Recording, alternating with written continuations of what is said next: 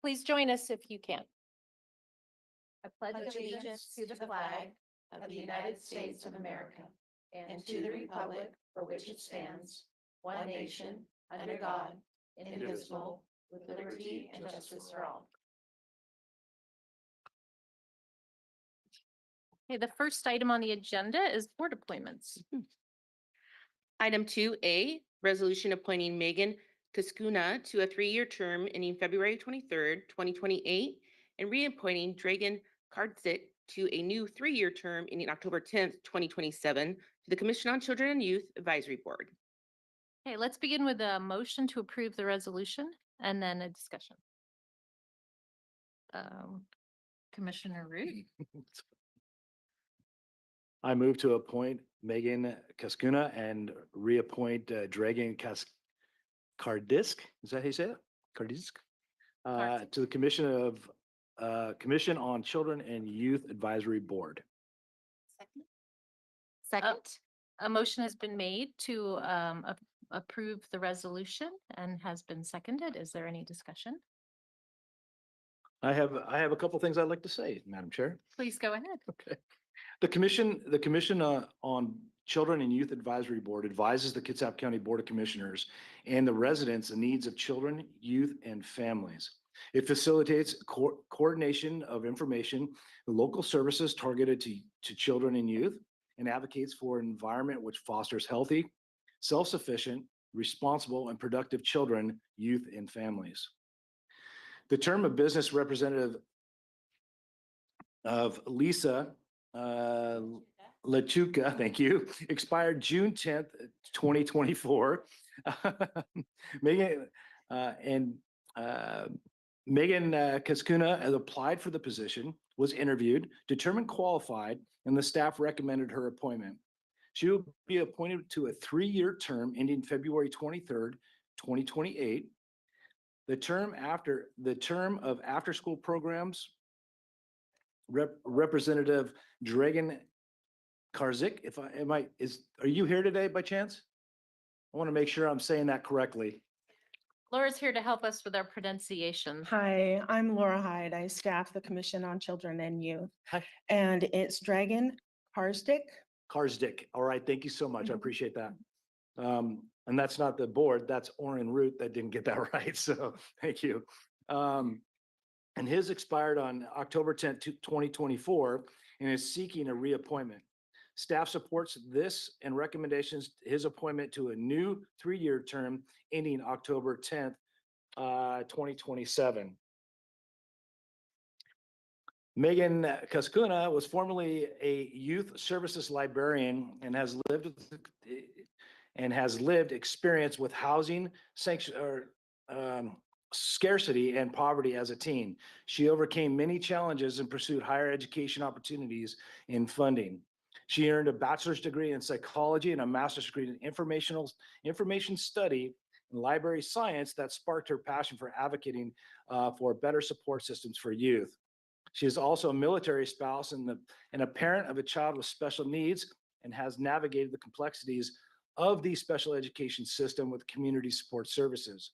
Her professional role in the state of Washington includes improving workplace environments, managing data, and advocating for positive change. That's awesome. And Dragan lives in Paulsbo and he is operations director for the Puget Sound region of the USA Volleyball.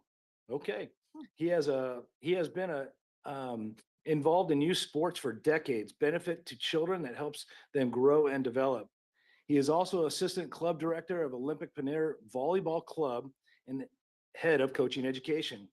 The club partners Olympic College, Marvin Williams Center, and Pendergrass Park to improve facilities and also utilizes facilities at the Kitsap Sun Pavilion. Wow. Great. Yeah, great candidates. Great selection. Is there any further discussion? I would say the other thing I believe is that these two have been serving and they're being reappointed. Is that right? Dragan is being reappointed and Megan is new to us. Oh, Yeah. great, Yeah. great, great. Well, Great thank them candidates. both for their service. Are they online, Dana? No, they're not. I just Okay. checked. Oh, too Mhm. bad. All right. I've heard a motion and a second and seeing no further discussion, all in favor of the resolution, please say aye. Aye.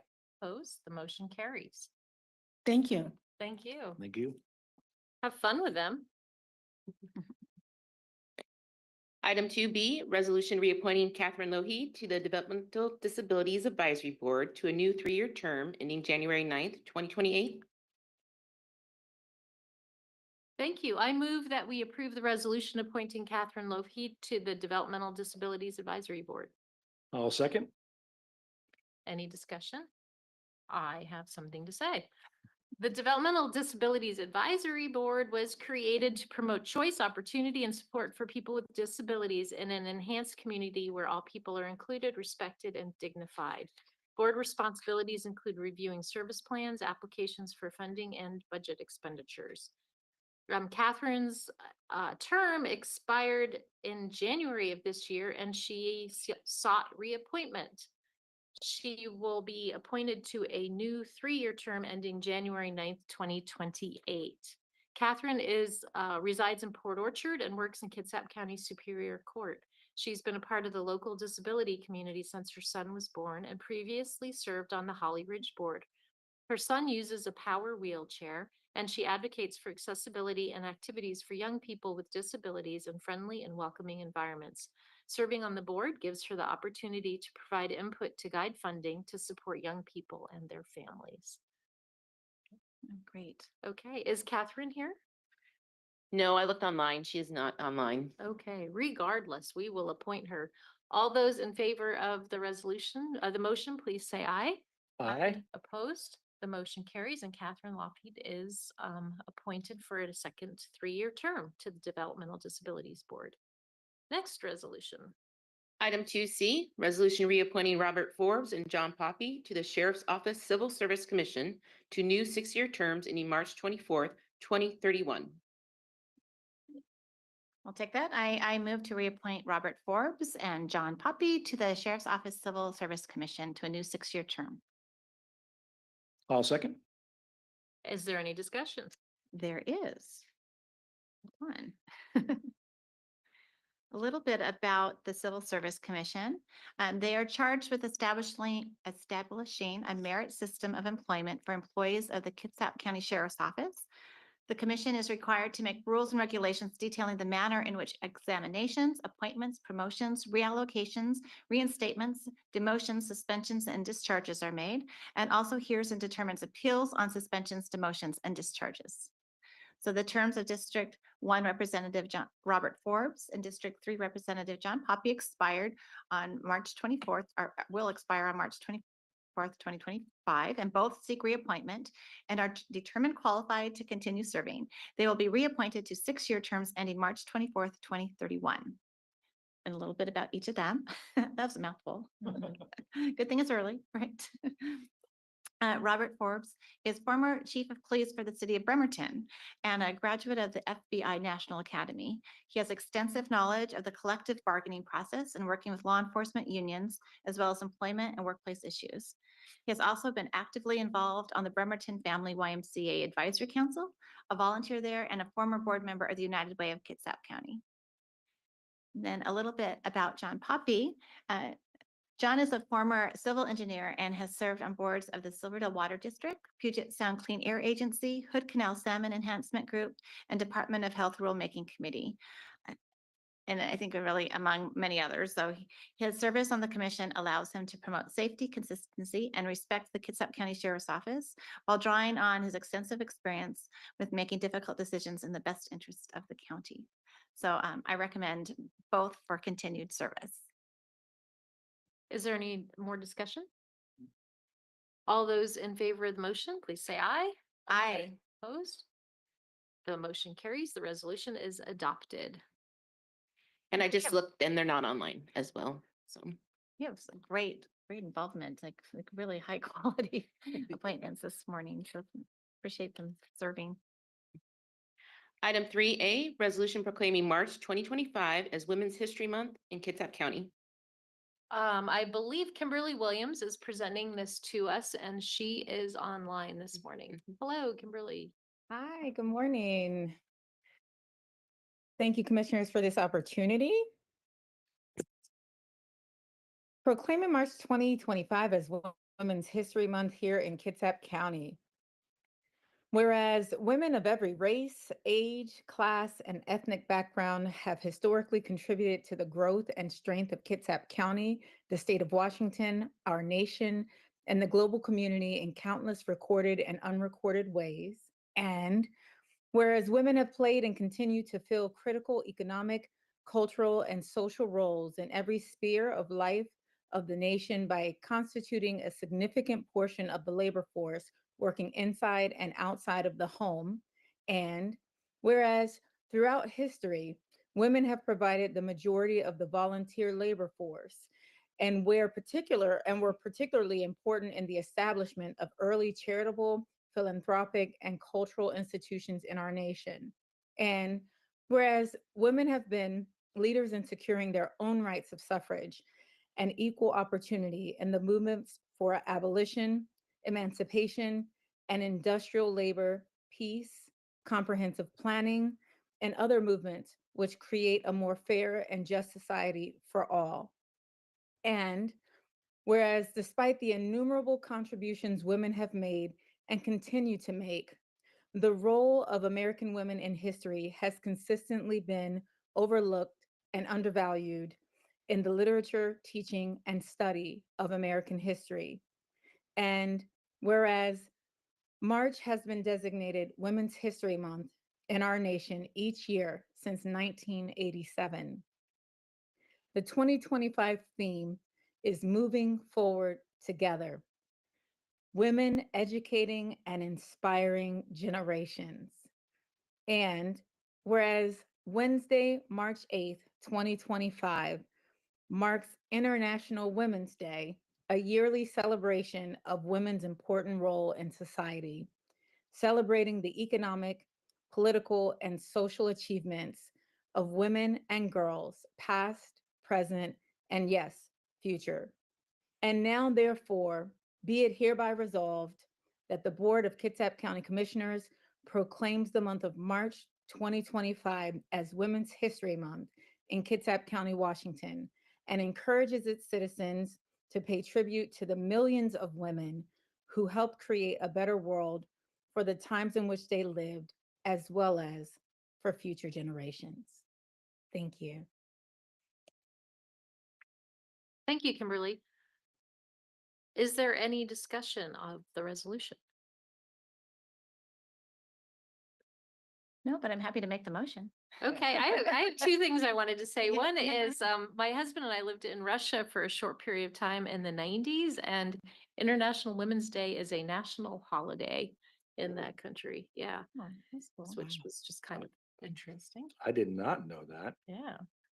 And the second thing I wanted to say was I did not know, so this is relevant to women my age in their mid-50s, that in the 1970s, when we were doing the bicentennial and celebrating America's patriots, there was a series of books about all the founding fathers, and there was one book about Clara Barton in the whole series. She was the founder of the American Red Cross and a patriot nurse during the Revolutionary War. I did not know that every person, every person our age in America who had that books thought like there weren't any women except for Clara Barton involved in the Betsy founding of the Ross. country. What's that? I did a biography on Yeah, Betsy Ross. Ross. Yeah, so it's pretty limited, and we know that there are more women than that that were involved in all the different goings-ons of our nation's history. So Absolutely. I'm glad that we are honoring the history that women have made before us. Absolutely. Absolutely. I read about Betsy Ross. And, yeah. Tempe Wick, that was the patriot in my hometown in New Jersey. She famously hid her horse under a bed when the British soldiers were coming through. Her horse? So that they wouldn't take her horse. Oh, So There you Well, go. bless your heart. That's Small awesome. numbers. May have been a legend, but that's what we learned. All right, so seeing no more meaningful discussion. All those in favor of the resolution, please say we- aye. I don't think I have to move it first. Yes, need a motion. Oh. Excuse We me. need a Yeah, but motion. hold on. So I moved to proclaim March 2025 as Women's History Month in Kitsap County. And I give a proud second. All right. Seeing no more discussion, all those in favor, please say aye. Aye. Opposed? The motion carries. The resolution is adopted. Thank you, Kimberly, for your work. My joy. Yay, that's right. Yay. Item 3B, resolution proclaiming February 2025 as Parent Leadership Month in Kitsap County. Hi, I'm Laura Hyde, and I staff the Commission on Children and Youth and work within our Human Services Department. I'd like to take this opportunity to thank you very much for moving forward National Parent Leadership Month for Kitsap County. And I'd also like to say that Kitsap Strong brought this proclamation to us, and so I'm reading this on their behalf. Whereas authentic parent leadership occurs when parents have the opportunity to partner with others and present a parent perspective and lens to inform policies and programs that support the growth of protective factors leading to strong families and communities. And whereas parent leadership and partnership are critical and effective way to help families identify and build upon their strengths for themselves and their families and the next generation of Kitsap County residents by preventing child abuse and neglect. And whereas Kitsap Strong, as a collective impact initiative, supports, encourages, and acknowledges partnerships between parents and community stakeholders, leaders, and policymakers as critical to developing strong communities in our county. And whereas Kitsap Strong has a vision of a community where each person flourishes and all parents raise their children with consistency and nurturance to develop resilience, with the goal to mobilize our community through dialogue involving parent leadership and action to prevent adverse childhood experiences in the next generation through building individual and community resilience. Whereas Kitsap Strong is a partner to the Kitsap County Commission on Children and Youth and the Children's Trust Fund Alliance, a national prevention organization who supports, encourages, and acknowledges partnerships between parents and community stakeholders, leaders, and policymakers as critical to developing strong communities nationwide. And whereas parent leadership can help with building strength-based communities that thrive based on protective factors. And whereas parent leadership through partnership is successfully achieved when parents are partners in the planning, implementation, oversight, and evaluation of policies, practices, and programs that affect families and communities by receiving support and training and having multiple opportunities to share their experience. Whereas parents each year are partnering with others together, they can build stronger, safer communities where all children can thrive. And whereas parents have a powerful impact by sharing their lived experience, expertise, they will continue to have positive impact on the lives of families across our nation and world. And whereas many organizations across the Kitsap community and state support and provide such partnership opportunities for parents. And whereas National Parent Leadership Month is an opportunity to recognize, honor, and celebrate these parents. They have a vital role in their local community, state, and nation, and across the world. Now, therefore, be it hereby resolved that the Board of County Commissioners proclaim the month of February 2025 as Parent Leadership Month in Kitsap County, Washington, and recommend this observation to all our community members. Thank you, Laura. Do we have a motion?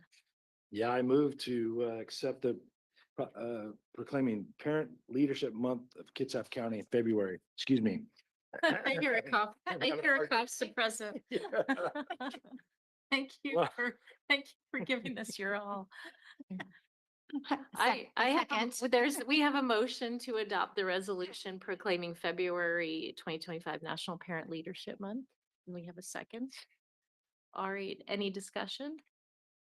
I'll just say, based on the volunteers that we approved earlier, you can see how the role of parents in our community and building our community and creating leadership experiences for folks is really beneficial to all. And I know that this is kind of late in the month, but we want to like retroactively make sure that we express how supportive we are, as all three of us are parents, and the role of parents in our community, and really applaud Kitsap Strong for bringing this forward and their work that they do in our community and partnering with parents. So Yeah, absolutely. And I have to, I mean, we can't emphasize how important parents are in our community. We can't, 1 month is not going to do it. It's 365 days a year. Even if you're not a parent, you have a parent. So, it's really important that we do look at this and we do support this. And thank you for being an advocate. That's great. Thank you very much. Yeah, thanks for coming forward with us, Linda. All right, all those in favor of the motion, please say aye. Aye. Opposed? The motion carries. The resolution is adopted. Thank you. Thank you. Item number 4, administrators' comments. No comments this morning, Madam Chair. Thank you. Okay, thank you. The next item on the, go ahead, Dana. Yes. Opportunity for the public to address the board on regular business agenda, including consent agenda. All right, and we'll have a clock, the 2 minute, please limit individual comments to 2 minutes. We have 2 people signed up. The first is Joe Lubisher. And then after Joe is Barry Tafts. So you said 2 minutes? 2 minutes. Whoops. Morning, Commissioners. My name is Joe Lubisher, Indianola. Feel-good comment on beavers, which are, taking care of beavers is a prime directive in both PROS plan and comp plan. I'm asking you to take the contract for beaver kills off the consent agenda to answer 3 questions. The first is, I did listen to the briefing you had on Wednesday and read the beaver report from Parks, and it does sound like there's effectively been a decision made to kill the beaver family up at Point No Point again. So can you clarify? Secondly, I wonder if county has done its requisite due diligence, because if it hasn't, then drowning the beavers would be out of compliance with the comp plan. In particular, I'm talking about level controls. This is something that the Heritage Park stewards have used successfully. It's simple, it's proven, it's non-lethal. And I have heard nothing in any of the briefing that indicated that Parks has looked at using that technology up at Point No Point. Third, even if you kill the beavers, it's pretty prime habitat. So you're going to get another family in there in short order. So what's the big picture? What are we going to do with the estuary design? What's the plan? Where is that at? So those are the 3 questions I'd like to get some replies on. Thank you. Thank you, Joe.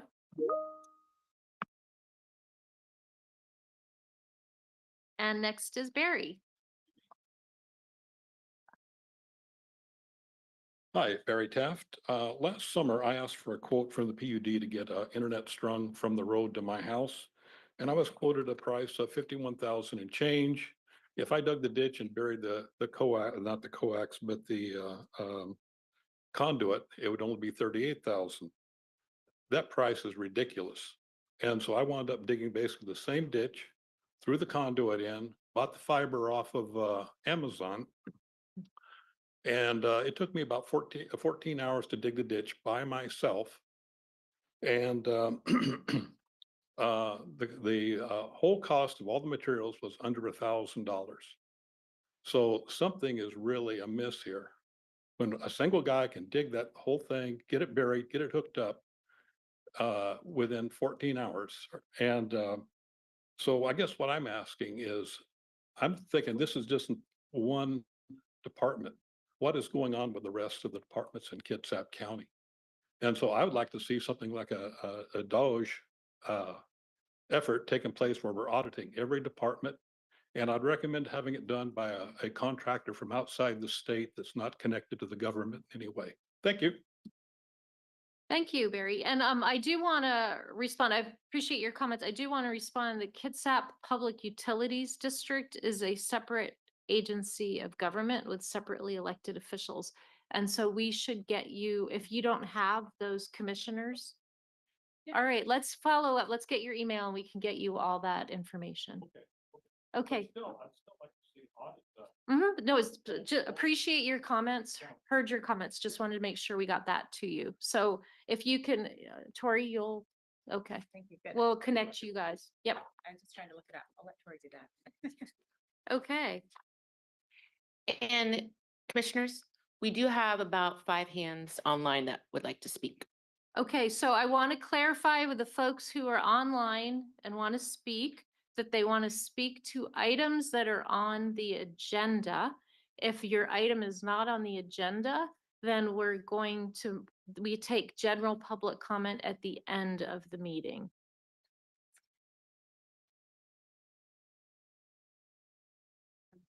Let's see who we have. Did any hands go down? Yes, 2 did, so we still have 3. So Carol Okay. Price, I'll allow you to speak. Carol? I'm here. I just wanted to support Joe Lubisher's points about the beaver contract. Actually, it's a wildlife contract. We need beavers. And a beaver relocation program would be a better way to spend that money. I know it's expensive, but we need beavers in our ecology. So I heartily support Joe's words. Thank you. Thank you, Carol. And actually, she was the last one now, so we can move on. Okay. I need a motion to approve the consent agenda. I move to approve the consent agenda. I'll second the motion. And I will point out that the beaver contract is not on the consent agenda, so we'll have a moment to, we'll have some time to talk about that. Any other comments? All those in favor of the motion to approve the consent agenda, please say aye. Aye. Aye. Opposed? The motion carries. The consent agenda is adopted. 8B, contract with USDA AHISWS for wildlife management services. And Irene is here from the Parks Department to do a presentation. Thank you, Irene. Hi, everybody. Just give me a second to get set up here.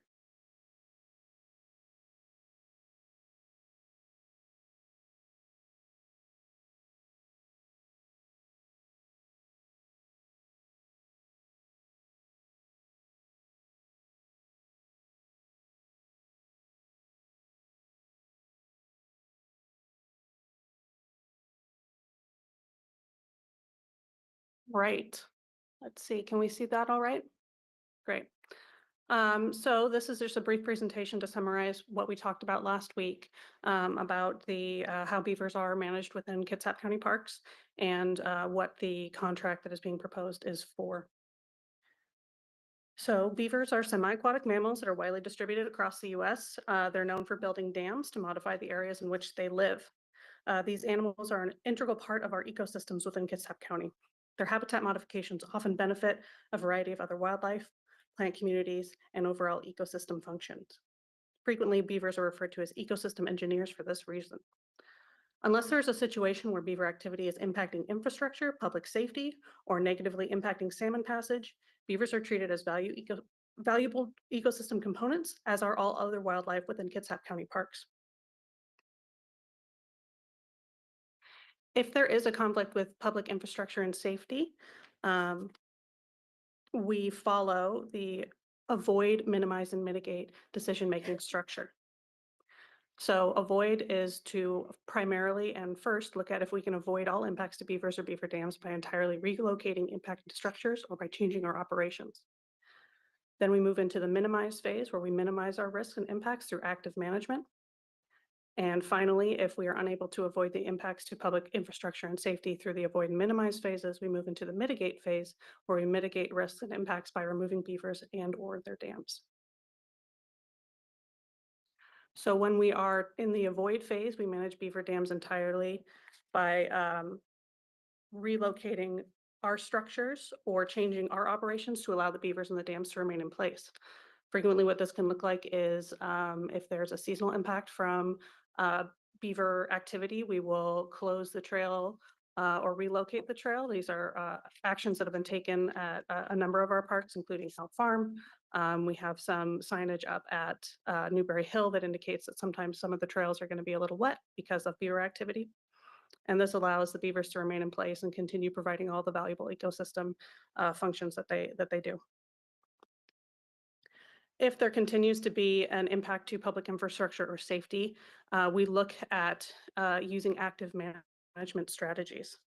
This can involve a variety of things, including fencing to protect trees or vegetation, notching or partial removal of dams to manage water level, installing leveling devices to regulate water levels, and or installing fencing to exclude beavers from culverts, leveling devices, and notches.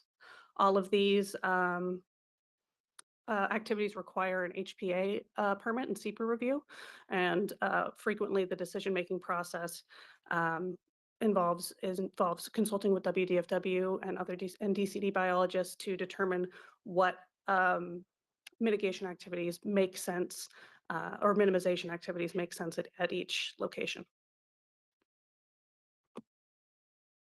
Finally, if the avoid and minimize phases aren't enough to reduce the threat to public safety or infrastructure, the mitigation phase removes those risks by removing beavers and or their dams. Beaver relocation is preferred when possible, and trappers are licensed through WDFW are contracted with.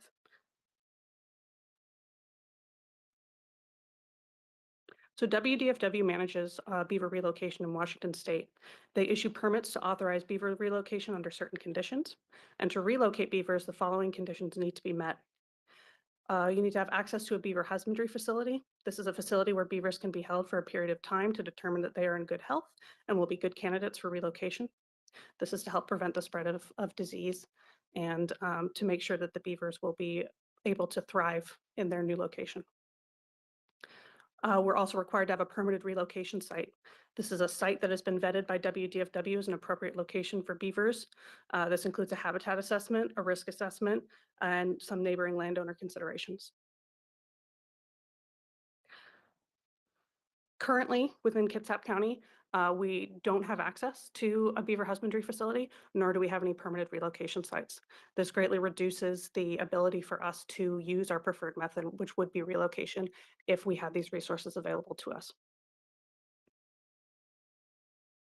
Within our parks currently, almost all of our beavers are not in conflict with any public safety or infrastructure, and we are very excited to have them be a part of our system. Currently at Point No Point, there is beaver activity that's impacting the stormwater system that is reducing the ability for there to be safe drainage. And there's the impact to the stormwater system is overflowing into impacting the roads and the neighboring structures.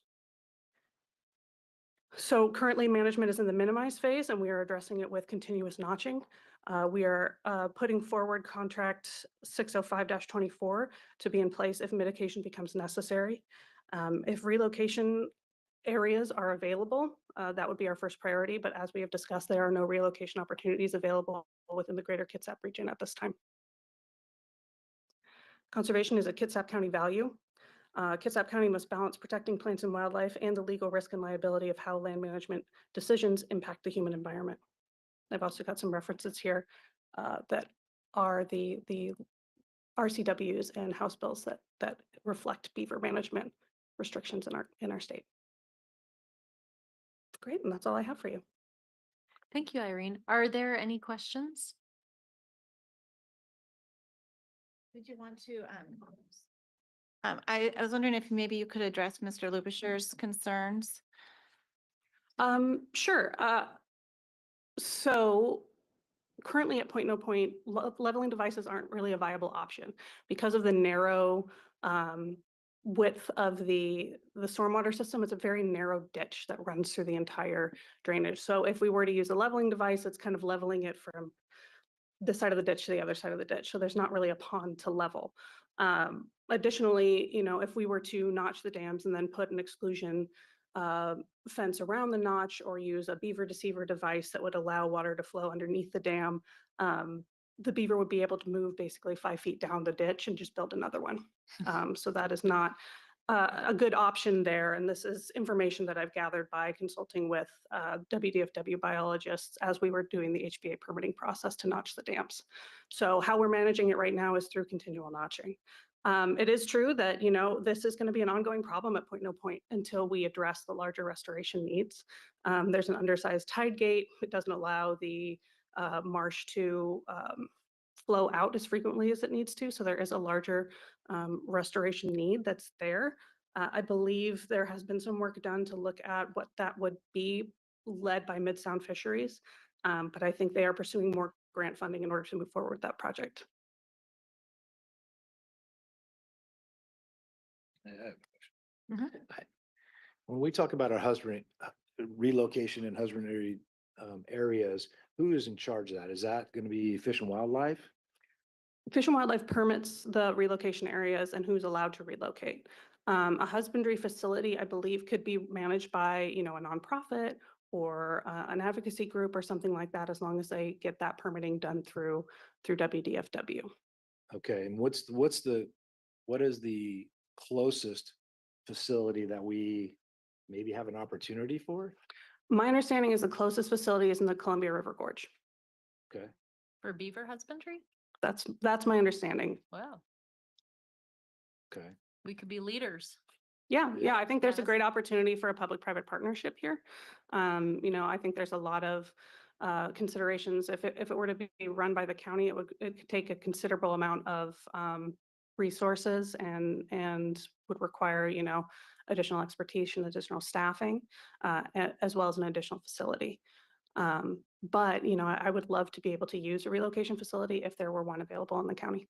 I wonder, not to throw anybody under the bus, but I wonder if the wildlife shelter has looked into this. So Yeah, I think there's a lot of potential. The group of people who's been most active about this seems interested in helping to find a solution. So Yeah, I would love to be able to utilize relocation.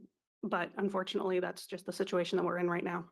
yeah, the problem with Point No Point and all, the Public Works is the lead right now Mhm. on the water problem there in terms of the flooding and the groundwater, protecting the groundwater. So it's less of a parks issue right now and more of a, how are we going to redesign this estuary? Or it's not technically, I don't know if it is an estuary, but how are we going to make it an estuary?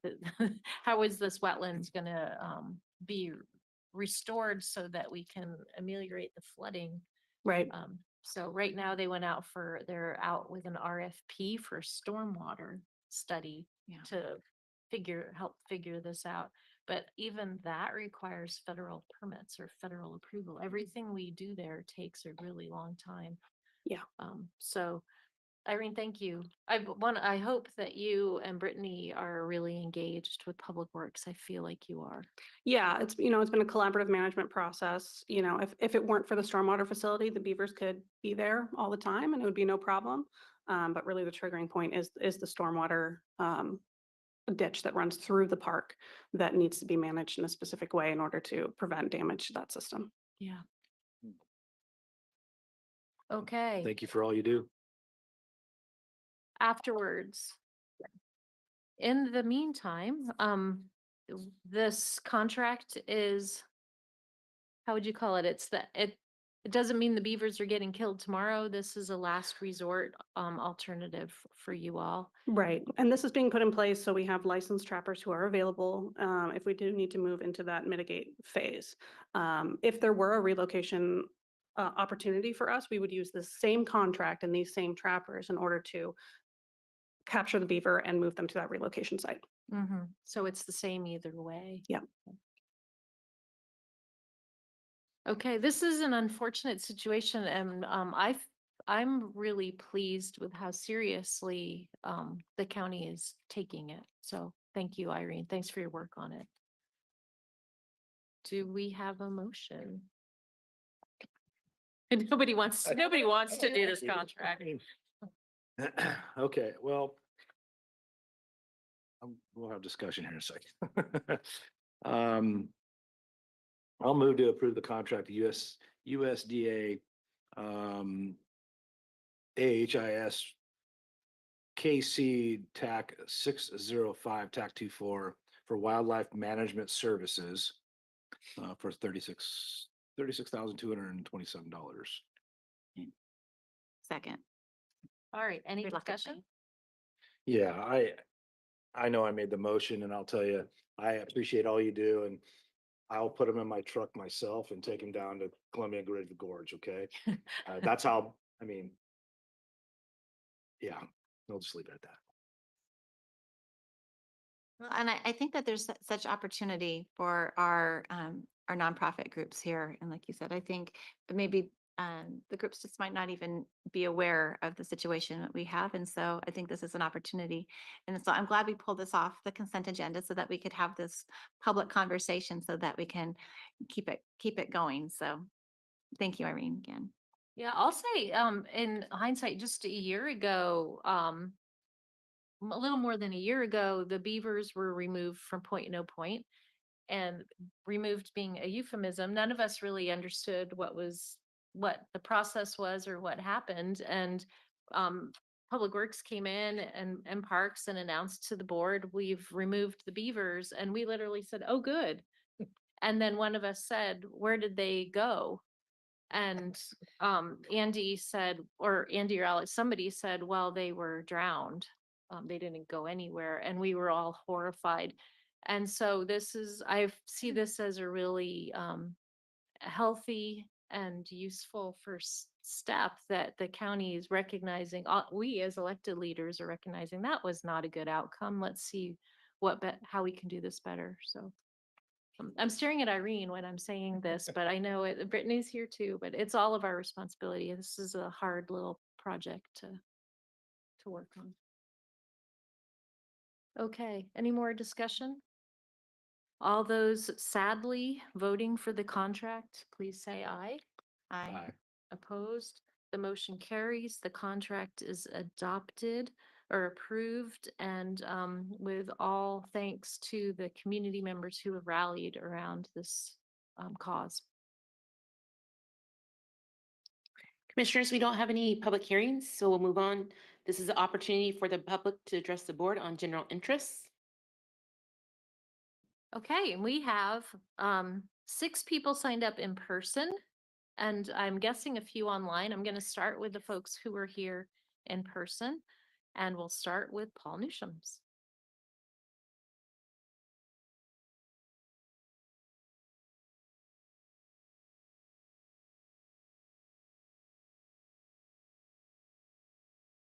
Paul Newshomes, Manchester. Is there an advisory board for the elderly? Just out of curiosity, can you tell me that? We think there is. Why wasn't I've been here back and forth for 4 years. I haven't received a suggestion that maybe I'd be useful there. Oh. What is the name of it? Is it called aging? Commissioner Walters is looking it up. Unfortunately, our staff are not here. So continue. Could, at our next meeting, at 10 o'clock, which would be the 4th Monday of March, is that correct? That meeting at will be 10 in the a.m.? evening. Pardon? The First meeting Tori- but Yeah, the second Monday is the night meeting. That starts at 5:30. And then the fourth Monday is the 10 o'clock in the morning, regular meeting start time. And that's the one I can drive to. So is there someone that could be at that meeting that could answer my questions? And I just sent them that information to County Administrator Troy Brazitas behind you. So there is an advisory council, and I sent her the information for those who's serving on that right now. And it is the Kitsap County Area Agency on Aging Advisory Council. So she can share that information with you. So what I heard from the public, from what I heard from Mr. Newsom's comments is that at our next meeting, he would like to have a conversation with somebody from the Area Agency on Aging. So why don't we get that organized here? yes, I am 90 years old. Could you start that? Oh, okay, you did. All right. Wait, Mr. Newsom's, you can't have another 2 minutes. We should not have taken up your time responding, so I'm going to give you some extra time. Well, thank you. So the present the present situation is we give money away to people who need money for food. That's essentially what is done by the aging group. There are a lot of people that are paid to do that work, but there is no way for the elderly to be part of the conversation, from my understanding. And housing is critical. You all have run, when you run for the office that you have, housing is critical and gets more critical as time goes on. And if there was housing available for the elderly in Kitsap County, in areas that there is no facility that could be run partially, at least, by the elderly themselves, it would be nice. And I would like that for Manchester, where I live. People have to, when they retire or they need or want to go to a facility, they go elsewhere, often to as far as Gig Harbor. And I think we should be putting our funds for housing. And I would like to see, I would like to participate in that. No, I'm 90. I live by myself now that my partner died, but I'm fully capable of having a garden and taking care of the place. And I have a dog and so forth and so on. Mr. Newsom's, thank you. We will continue this conversation and get you the information on the committee that you Yeah, are interested in. Thank you. The next person that I would like to call up is Joe Lubisher from Indianola. Nation. Just listen to one. I'd like not to be seen as I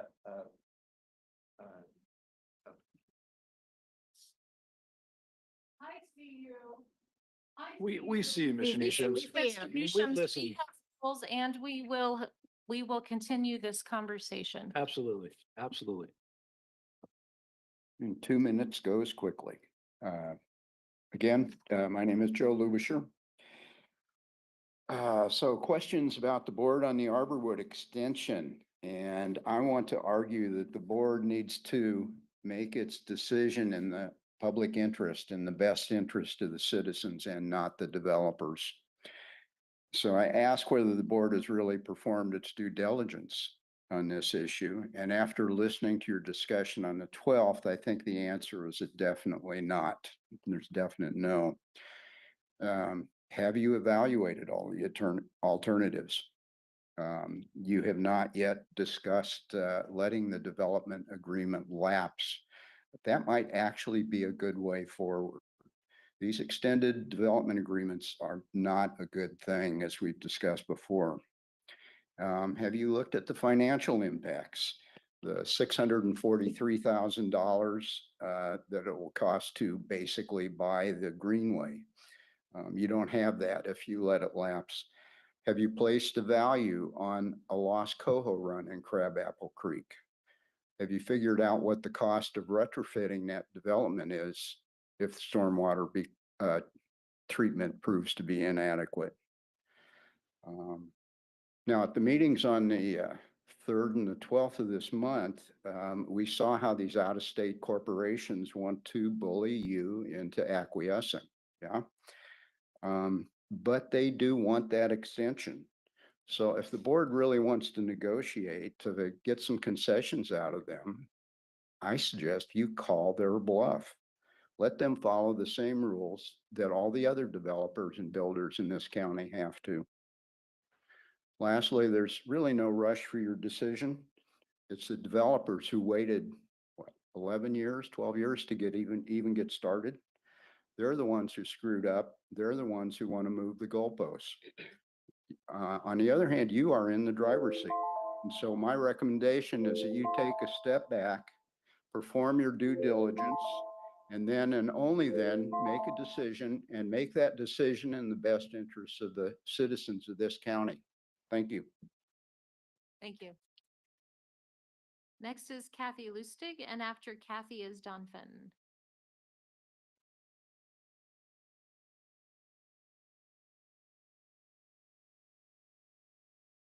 Good morning. Thanks for listening to us today. My name is Kathy Lustig, and I live in East Bremerton in the neighborhood of Anatai. I attended the special county commissioner meeting in Paulsbo on Arborwood Extension, and I observed your study session on this subject on February 12th. I support the Arborwood community and their position on this. I have observed and studied the flipping of large parcels by a handful of local real estate professionals and developers that I call a cartel in this county that have now resulted in the overcharged buying and developing of parcels in Kitsap County. It is happening all over this county at the detriment of our natural resources and character of our neighborhoods. Documents I have obtained through public records confirm the formula used by this flipping of properties and the methods they have used. I've seen it happen in Anatai, now Royal Valley, by sliding in a rezone hidden in the comprehensive plan process where the average citizen would not be able to decipher. Years, sometimes decades later, it rears its ugly head while the developer cartel works systematically, tweaking county codes and finding loopholes in the permitting system to achieve their goals. I called this the takings of Kitsap County citizens. This large development, such as Taylor Morrison and Pulte, have a track record around the country for coming into communities, doing mass high-density developments with disregard for environment and character of our neighborhoods, and using minimum required standards that allow for the highest profit margin. Please think about these things. I have submitted additional comments in writing that I hope you'll take a minute to review. I think the citizens of this county are crying out for action. Please listen to us. Thank you. Thank you, Kathy. Don?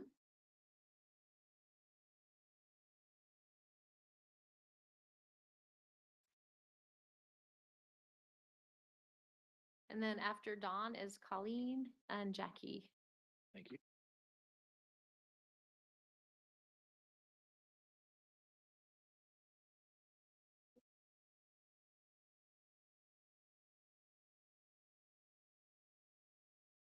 Good morning, Commissioners. My name is Don Fenton. I live at Island Lake. I've lived there since 1977.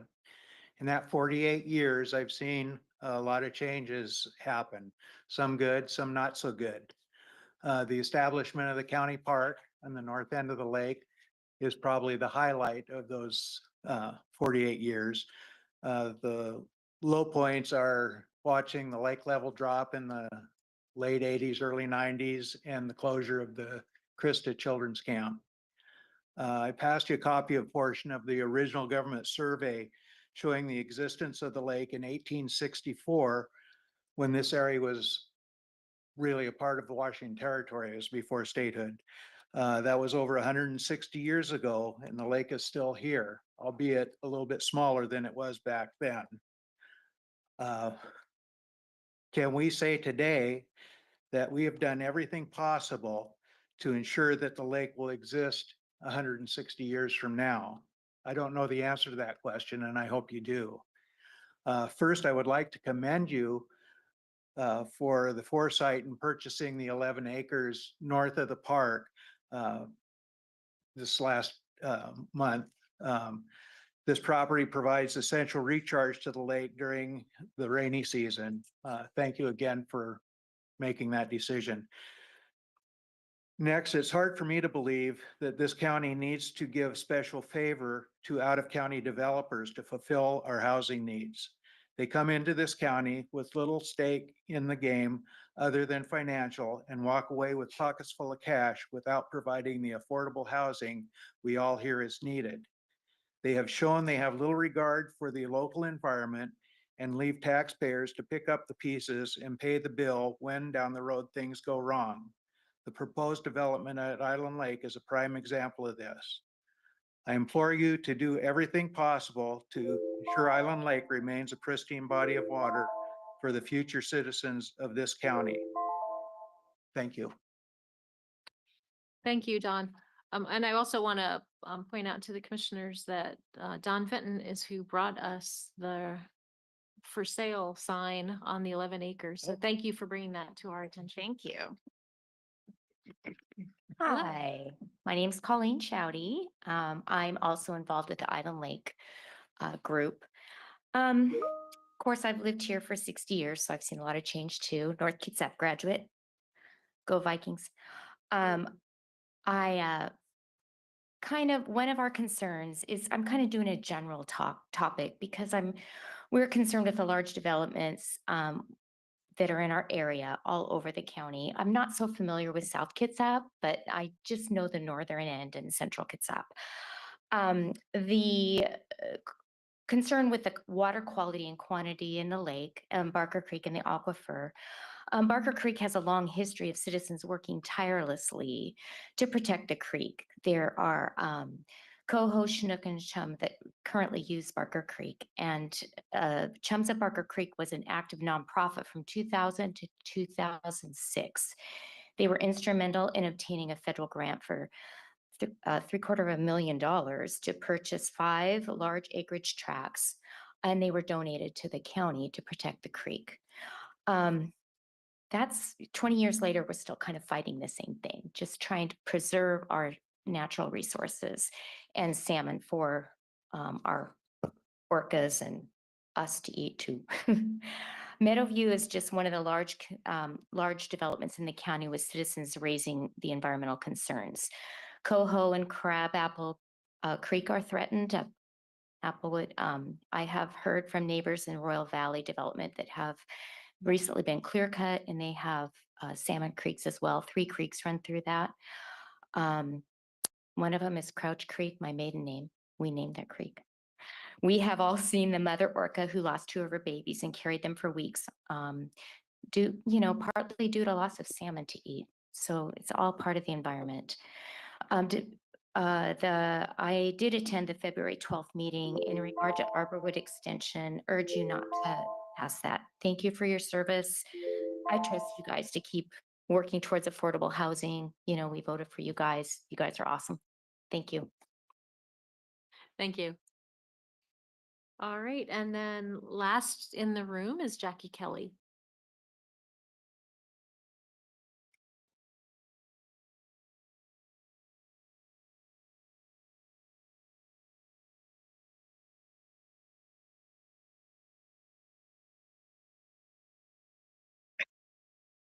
I'm short. I need to figure this out. Let's see here. All right.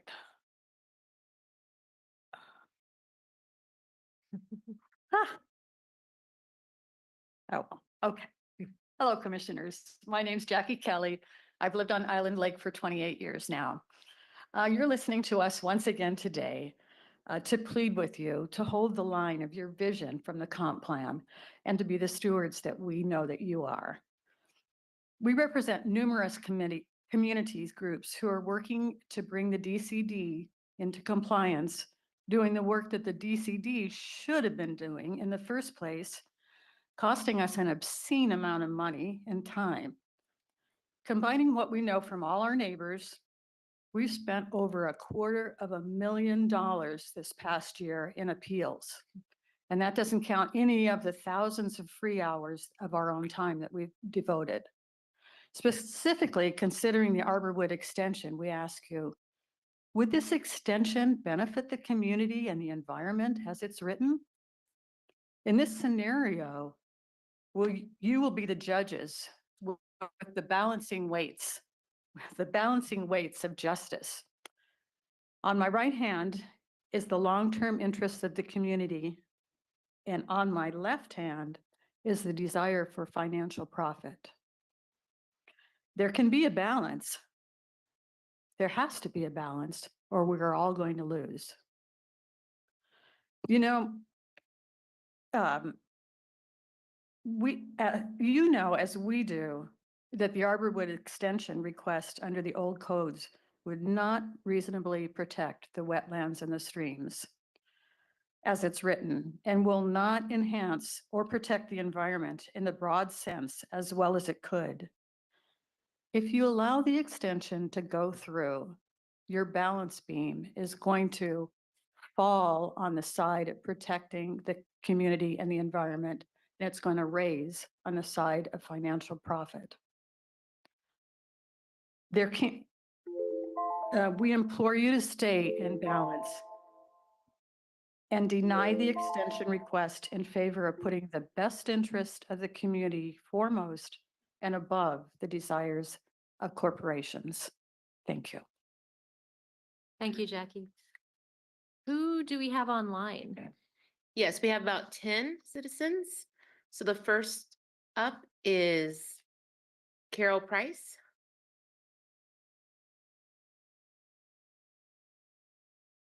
I just signed on. Okay, my name is Carol Price. I'm a 30-year resident of Kitsap County. Here in Kitsap, new housing is aimed at those who have higher incomes, those who can afford a large single-family home. If you're making less than an average income, options for housing are dismal. Look around you. Where do you suppose nursing aides, post office workers, the staff at your local store, the farmer that grows your vegetables, those of us who are retired, where are our homes? As corporate developers and realtors as they seek to sell to the wealthy minority, the majority of us must double down in our search for housing. We're pressured to share housing or remain locked in over or undersized homes, or we're faced with moving out of Kitsap County altogether, as 3 households in my family have done. As elders, my mom and I live north of Paulsbo and have to drive into town for services. Affordable housing that uses models other than single-family homes is so needed. In our urban areas like Paulsbo, buying a house is out of reach, and renting an apartment or townhome is even more expensive in the long run. We need effective urban planning with a focus on alternative houses like cottages, condos, or co-housing that we can actually buy. Having said this, I do not want developers and builders to shirk their responsibility for land, wildlife, and critical areas just so that I might have a home. Apparently, the prime directive for corporate builders like Pulte and Taylor Morrison is to maximize profits by building on every square inch of land in Kitsap. To those who hold the reins of development, I urge you to serve the needs of all of the current residents of the county. Let us all have a higher calling than corporate profits, than engaging in unregulated capitalism. Let's respect and honor the land and nature, the Kitsap community, and each other. Thank you. Thank you, Carol. Next up, we have Thomas Doty.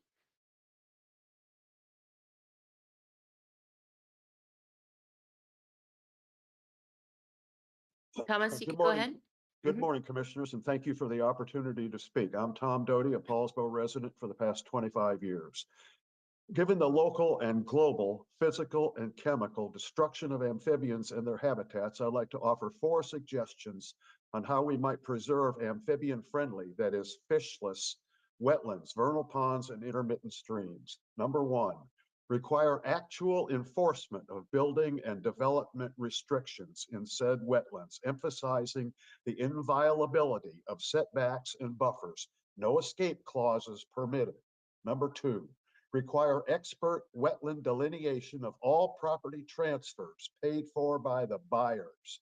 Number 3, define the minimal size of land qualifying as wetland amphibian breeding habitat so as to avoid the argument over mud puddles. Number 4, add amphibian-friendly reproductive habitat to critical areas ordinances. Wetland preservation should not be all about salmon and orca. There is no trickle-down benefit to amphibians in the protection of salmon streams. Respectfully, Tom Doty. Thank you. Thank you, Tom. Next up, we have Ben. Allow you to speak.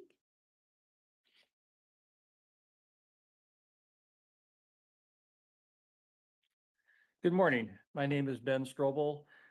I live in the Hillbend neighborhood of Kingston and have 500 feet of property line lined up against the Arborwood development.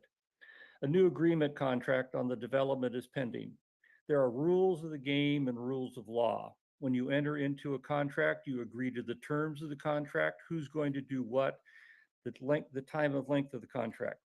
The citizens of Kitsap need to be able to trust the county on the contracts they enter into.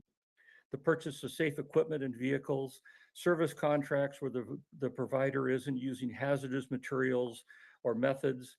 We expect the county to enter into contracts that comply with the current code and rule of law, not bending the rules of the game for any person, group, or company. The citizens of Kitsap County want to know that their safety, well-being, and environment is being considered in decisions made by the commissioners and county departments. The county is entering into an agreement. The county entered into an agreement with the developer 15 years ago. The terms, the rules, and the time limit was set. Rules of the game. That game is over. Time for a new agreement, new rules, new code, new time limit, new game. Thank you. Thank you, Ben.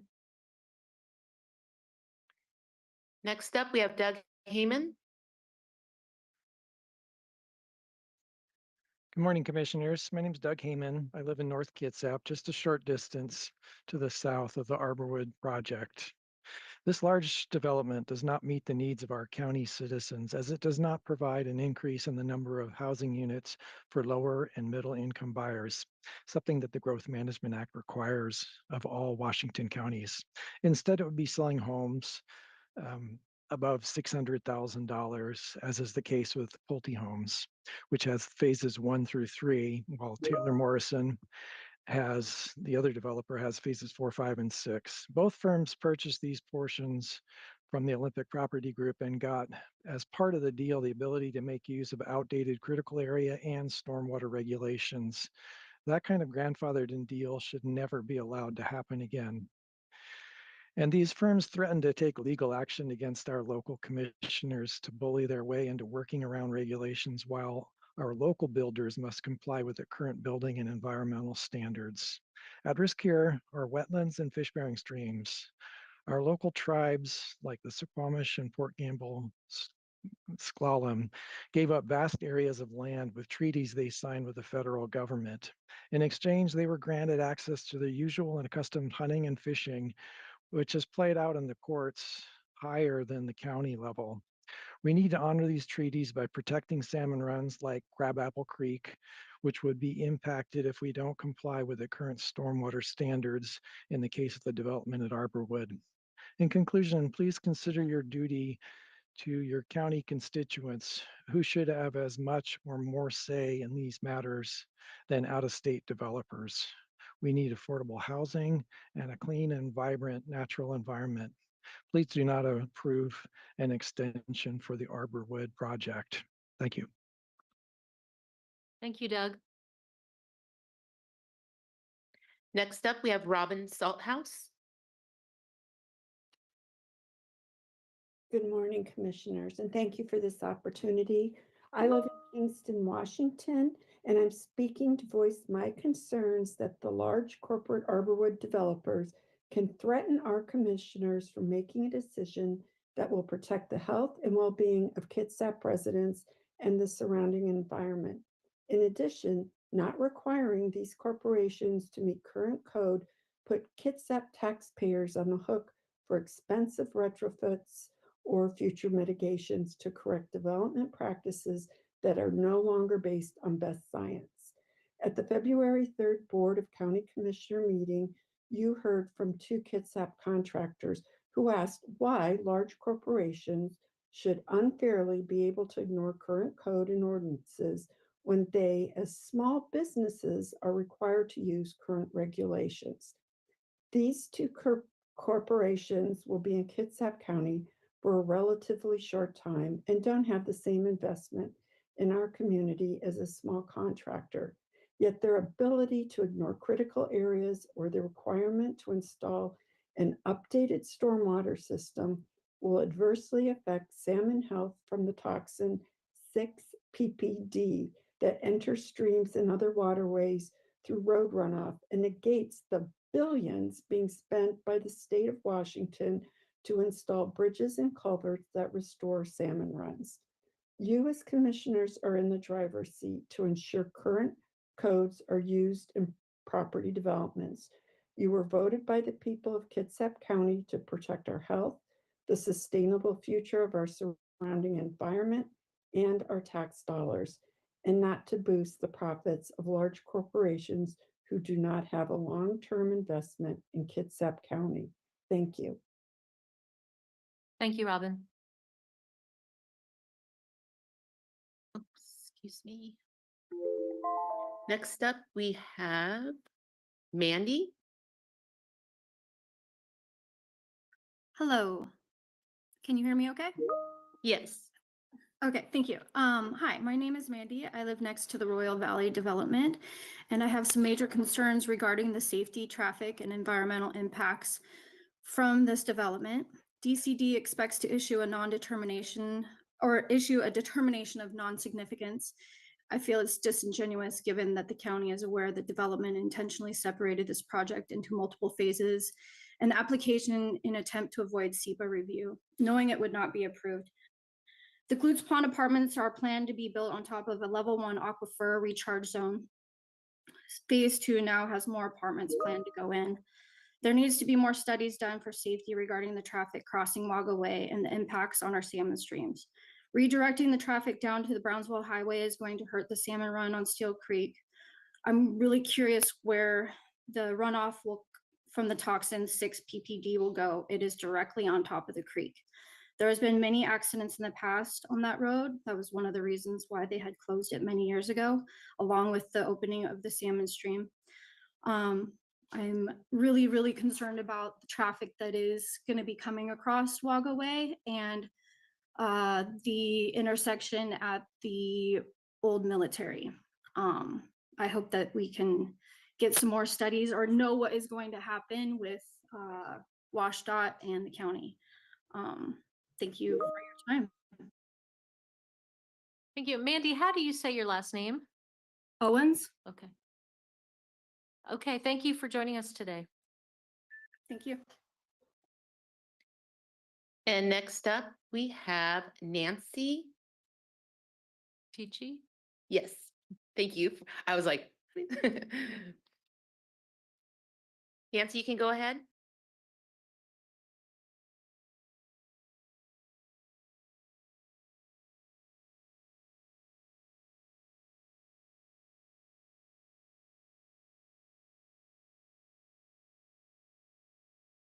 Nancy, we can't hear you.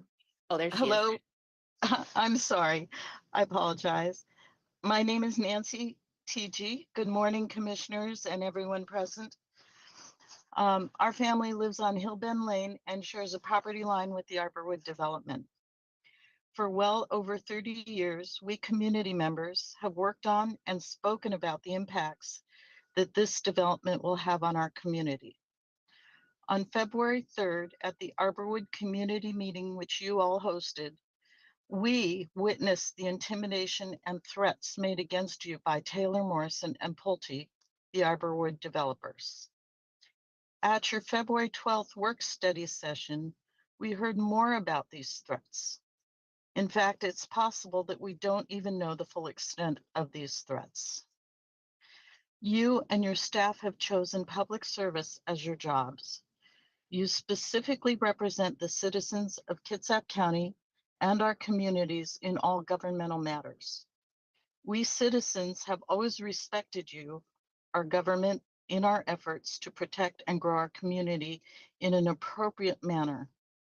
We are equal partners with you as you represent us.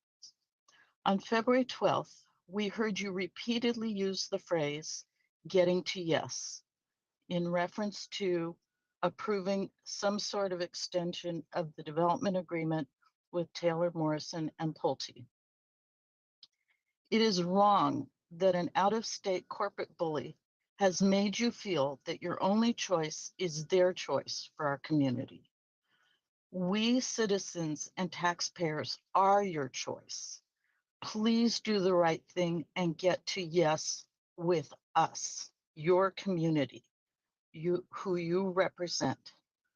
We ask you and support you in keeping your focus on us, your community, your partners in your mission, and the responsibilities you have chosen. We are your home. Thank you very much. Thank you, Nancy. Next up, we have David V. Good morning, commissioners. My name is David Vliet. I'm a current Kitsap County Planning Commissioner and also serve on the Kitsap Conservation District Board. I didn't realize how much my comment this morning or would come in and kind of tie in with people who've called in today and taken their time out of their days. But I wanted to say first, and on a great note, in 2024, Kitsap County Conservation District was voted the best conservation district of the year in Washington State. There are 45 conservation districts. So a big kudos to the staff at the Conservation District for the great work they do. For anybody who doesn't know about the Kitsap Conservation District, they provide non-regulatory best management practice advice to property owners. They do a lot of great work with regards to backyard habitat, stream restoration, farm practices, and the like. So please get familiar with them if you are not. But today I'm in particular calling in because we are holding our annual election, which happens online, and it wraps up this week. So you can go to kitsapcd.org/elections, and you can vote through this Friday. And any registered Kitsap County voters can vote in the election. It's pretty fun. It's really quick. And if somebody needs to vote in person, they can also vote in person on between 10 and 2 this Friday. So thanks for your time today, and thanks for considering voting, and thanks for allowing me to speak today. Thank you, David. Next up, we have Beverly Parsons.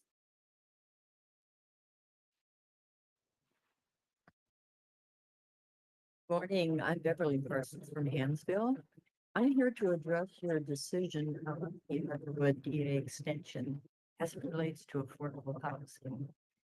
In the last meeting, you expressed concern that if developers were required to meet environmental codes, the houses would become unaffordable. Beverly, wait 1 second. Can you get closer to your microphone? It's hard to hear you. Oh, sorry.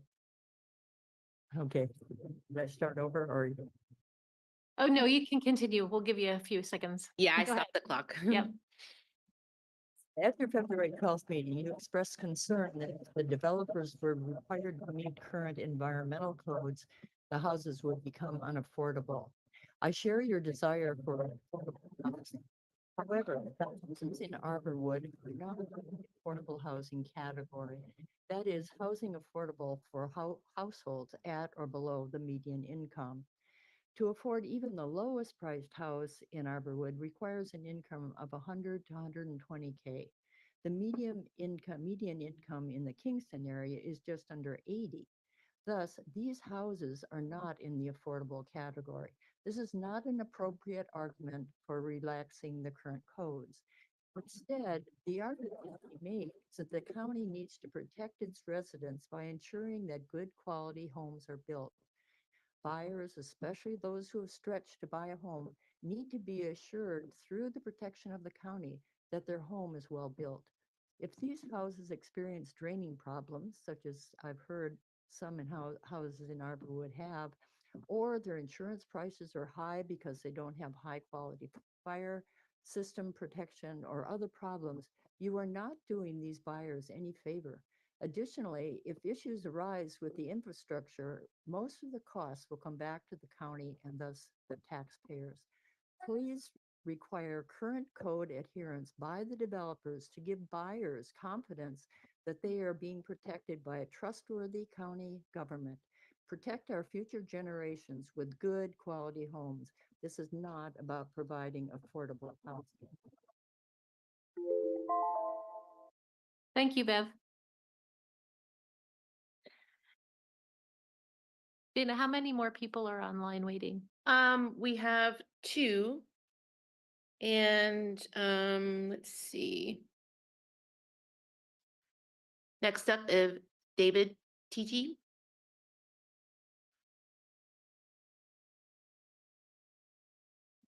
Good morning, Commissioners. I'm going to talk about the Arborwood extension. I live on Hellbend Lane, and thank you for taking my comments at this time. At the last Commissioners meeting, direction was given to DCD to start negotiating a 5-year extension. I would like clarification on the 5-year extension being negotiated. The permit 2404007 requested only 5 years, which it implies 5 years on the existing development agreement. The permit request did not address modifications to the development agreement. If that is desired, DCD needs to state that in the permit request. Would it be possible to get clarification on what 5 years are being negotiated? The Arborwood development is only 8% complete, as my estimate is in my comments of January 21st. At the current rate of development, the project will take at least another 7 years to complete. Taylor Morrison and Pulte have not been able to maintain the schedule of the existing development agreement. I see no reason to expect them to complete the project in 7 years. As part of the negotiation, Taylor Morrison and Pulte should provide schedule for completing Arborwood. The schedule should include at a minimum start and finish of each phase based on the amount of work in the phase, disruption times to the local neighborhoods, submittal times to permits to DCD. This allows DCD workload planning, contingencies to account for unknown risks. DCD needs to consider penalties if Taylor Morrison and Pulte cannot abide by the schedule. Economic downturns cannot be reason to modify the schedule. Thank you for your time. Thank you, David. David had a question, and so I want to say, David, send an email with that question so we have it in writing and can get it addressed. I sent an email out yesterday with my presentation I just made. Oh. So the question should be in there. Great, thank you. All right, thank you for your time.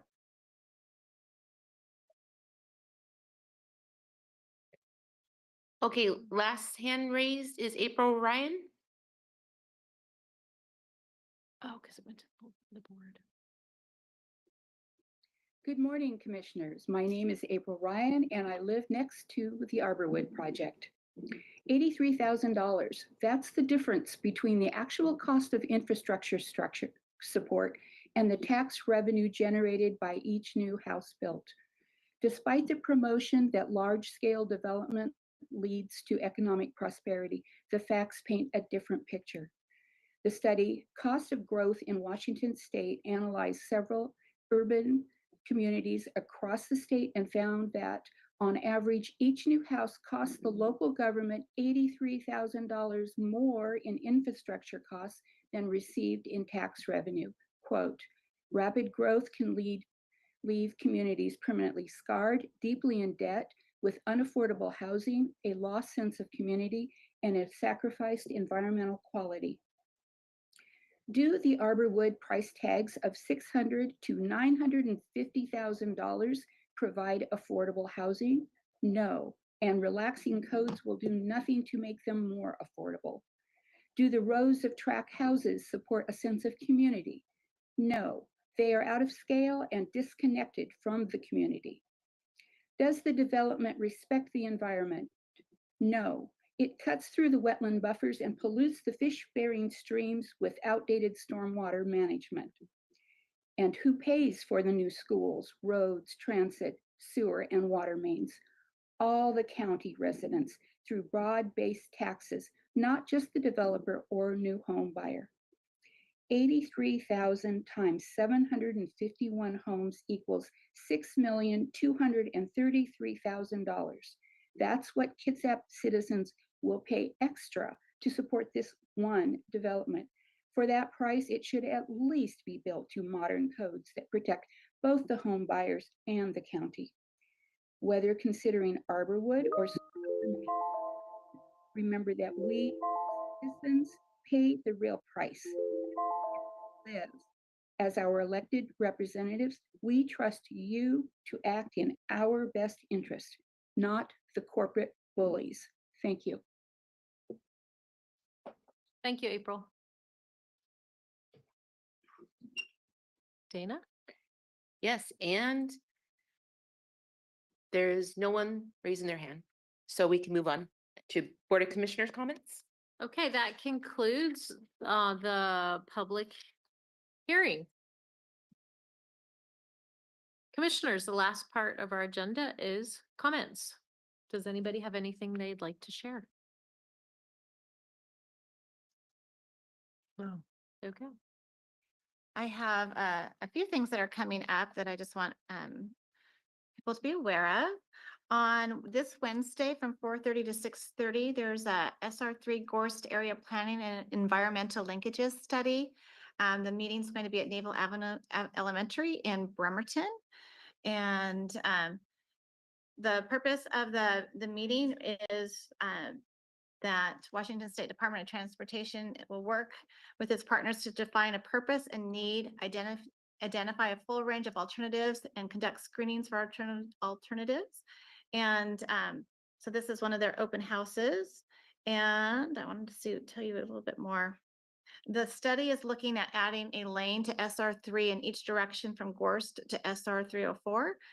It also explores elevating the roadway through Gorst, replacing the Navy's railroad crossing of SR3, and replacing nearby fish barriers. So I think this is, something we're all concerned about is Gorst. And so there's a meeting we're all invited to. So I wanted to put that out there. So that's one. And then also I want to thank our BCAT staff that's behind the scenes, and let everyone know, as was a reminder, Colleen came and spoke at our last meeting, but BCAT is having an open house this Thursday from 3:30 to 6:30 at 7266 Tabardis Road Northwest in Bremerton. And it's an opportunity to meet the crew, to tour the studio, and then also learn a little bit more about their memberships. And I just want to let you know how great the membership is. When I was with Leadership Kitsap, we were members, and you're able to check out equipment. You're even able to produce your own show if you're interested. So I think they're producing 2 shows right now, but so there's opportunities. So I want to put that out there. It's a great organization, and we partner with them, and to thank them. And then finally, March 5th, the Central Kitsap Community Council meeting will be meeting, and I just wanted to clarify, there was a notice going out about their pros plan and the pros plan open house, but at the Central Kitsap Community Council meeting, it's only going to be a small one piece of the meeting. It's only like 15 minutes as opposed to the other open houses. So if anyone was planning on coming specifically on that, I just want to let you know it's just one part of the meeting. We'll also be talking about sea level rise and as well as other things at that meeting. So that's it for me. Commissioner Root. Yeah, I'd like to just, I want to thank our Parks Department, Alex and their staff.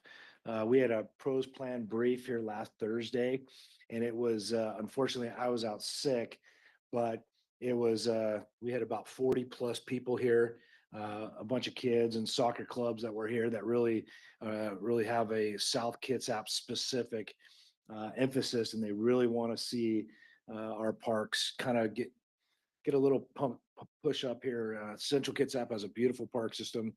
I think all Kitsap County wants a good balance of places where the kids can play and I'll tell you, Alex had nothing but great things to say, and so did the public. I had a lot of people reach out to me and say thank you for doing that. That was good. And I said, well, I can't take any credit for that. That was all Alex, but I'm glad that he's representing our park system. And thank you. Do you know, was it recorded? I believe it. Was that recorded? Do we know? It was recorded. James was recording it with Commissioner Oh, stuff. oh, great, great. Yeah, because we wanted one of them to be recorded so people could watch it if they wanted to. All right. So yeah, so can we just double check that it's posted to the Parks page then? Yeah. Thanks. Parks Pro Plan page. That's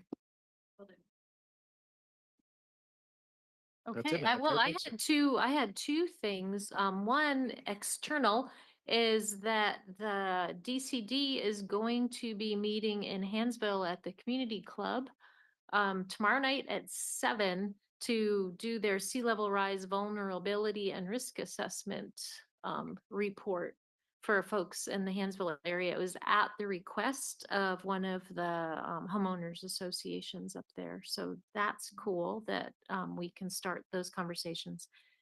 And then the second thing I wanted to share is that the famous Deborah Horn is retiring this week. She has been the executive director of Meals on Wheels for, I think, at least 18 years.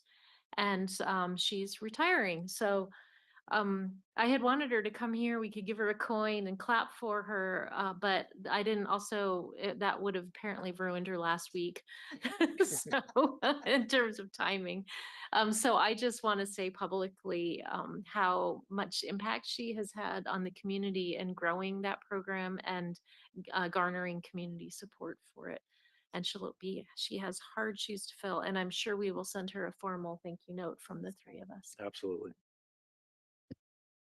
That's what I have. Oh, one more big one. Next week is the kickoff event for Year of the Rural in Kingston at 5:30 p.m. on Tuesday, the 4th. It's not the only meeting, but it's the first one. So that's designed to be easier for people from the north third of the county to get to.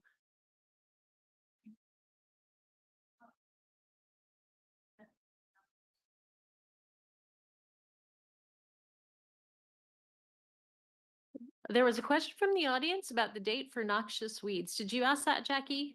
There, I'm sure that there is, and we will get that to you.